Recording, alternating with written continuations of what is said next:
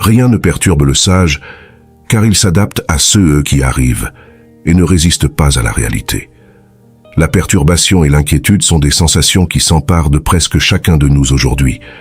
Nous vivons constamment nerveux, angoissés et agités.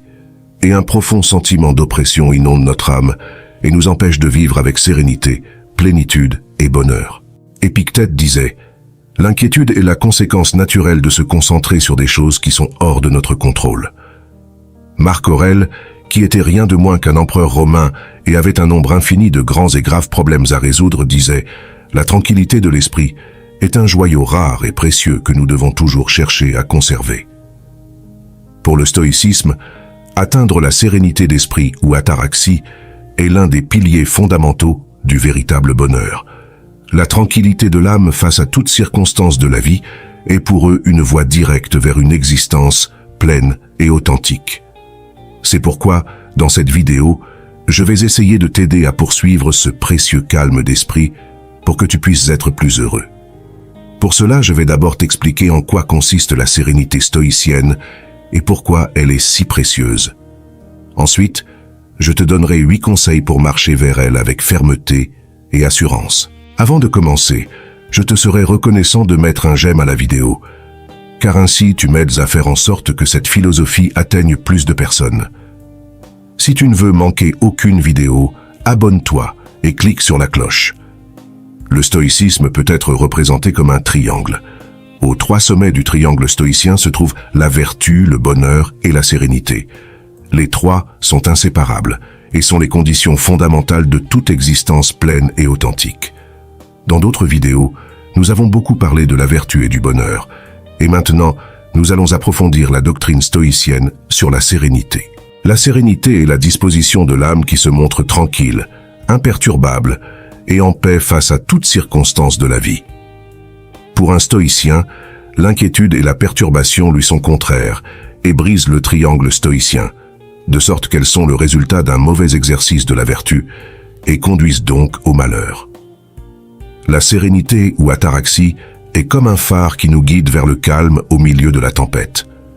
Elle suppose l'imposition de la raison, qui est le phare, sur les sentiments et les émotions qui sont la tempête. Par la sérénité, la raison devient maîtresse d'elle-même et est capable de penser au-delà des nerfs, de l'anxiété et des impulsions.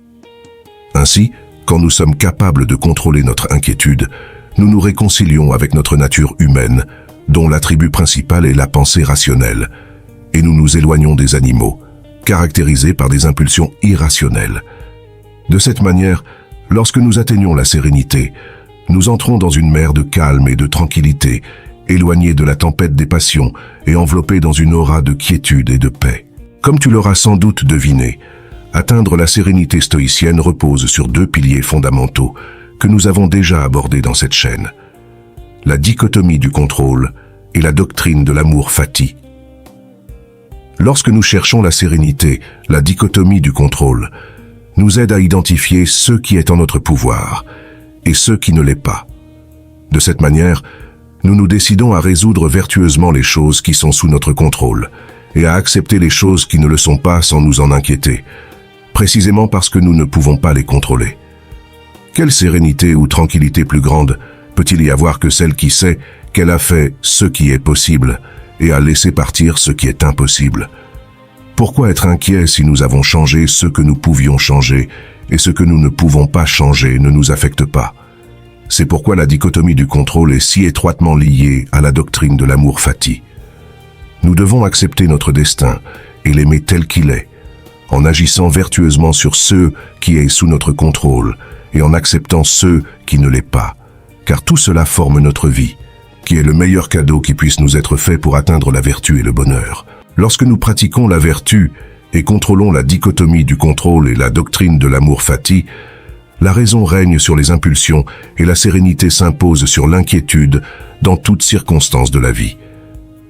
Et c'est à ce moment que nous sommes véritablement libres, car c'est à ce moment que nous pouvons véritablement choisir quoi faire et quoi ne pas faire. Lorsque nous sommes pris par les nerfs ou l'agitation, la compréhension se brouille et nous agissons par impulsion. Nous devenons esclaves de nous-mêmes. Cependant, Lorsque nous restons sereins, c'est la raison qui nous gouverne. Nous sommes maîtres de nous-mêmes et nous pouvons choisir en toute connaissance de cause quelle est la meilleure ligne de conduite à adopter face à toute circonstance qui nous arrive. Ce n'est qu'alors que nous marchons vers le bonheur et agissons de manière vertueuse. C'est pourquoi la sérénité, pour le stoïcisme, se trouve en parfait équilibre avec la vertu et le bonheur, les trois étant indispensables et nécessaires pour atteindre une existence pleine et authentique.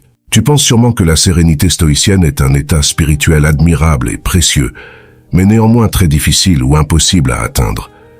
C'est pourquoi, une fois vu ce qu'est l'ataraxie stoïcienne, je vais te donner 8 conseils pour réussir à maintenir cette précieuse tranquillité de l'âme et avancer dans la vertu et vers le bonheur.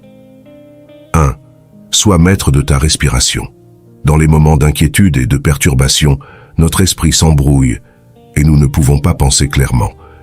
Par conséquent, la première chose à faire est de chercher des méthodes pour te calmer et pouvoir réfléchir. Une méthode très efficace pour moi est le contrôle de la respiration.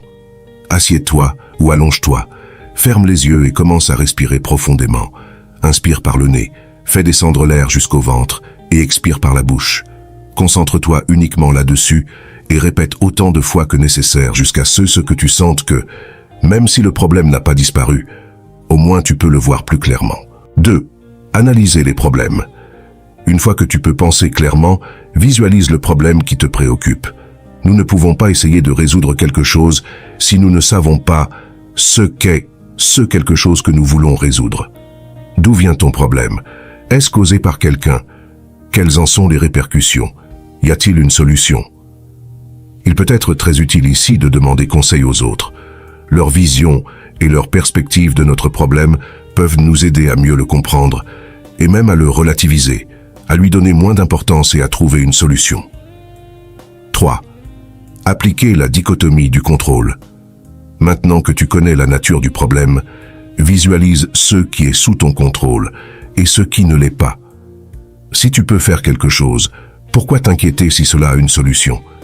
Et si tu ne peux rien faire, pourquoi t'inquiéter si tu ne vas pas le changer? 4. Rends-toi compte que rien n'est éternel. Nous le disions dans la vidéo sur la vertu de la tempérance, tout passera. Tant les bons que les mauvais moments que tu vis finiront par passer, et d'autres étapes et choses nouvelles viendront. Reste confiant et serein, car le temps finira par emporter ce qui te dérange, et cela se fera plus rapidement si tu essaies de résoudre tes problèmes avec vertu et rationalité. Pourquoi souffrir alors, si tout passera, et si nous avons la vertu comme principal allié pour chercher le bonheur? Je te laisse le lien de la vidéo sur la tempérance en description. C'est l'une de nos meilleures vidéos sur cette chaîne. 5. La souffrance et l'inquiétude n'apportent rien. À quoi servent les nerfs ou la perturbation? Ils ne nous apportent aucun bénéfice. Ils ne nous poussent même pas à agir. Ils ne font que nous causer de la souffrance et nous paralysent. Pourquoi être inquiets alors? Si le problème nous préoccupe tant, ne serait-il pas mieux d'éviter la paralysie causée par la perturbation et d'essayer de rester calme pour le résoudre le plus rapidement possible? 6. Visualise la perturbation comme une partie de toi. L'inquiétude est quelque chose qui se passe en nous, et maintenant tu dois te demander, comment quelque chose de plus petit que moi peut-il me vaincre? Par définition, une partie n'est jamais plus grande que le tout. Il est impossible que la perturbation soit plus forte que nous. Elle ne peut pas nous vaincre. Garde cela toujours à l'esprit et applique constamment les outils pour faire en sorte que ta raison s'impose sur la perturbation et l'inquiétude. 7. Maintiens des habitudes de vie saines et paisibles. Pour mener une vie tranquille et sereine, il faut surmonter les difficultés et accepter tout ce que le destin présente.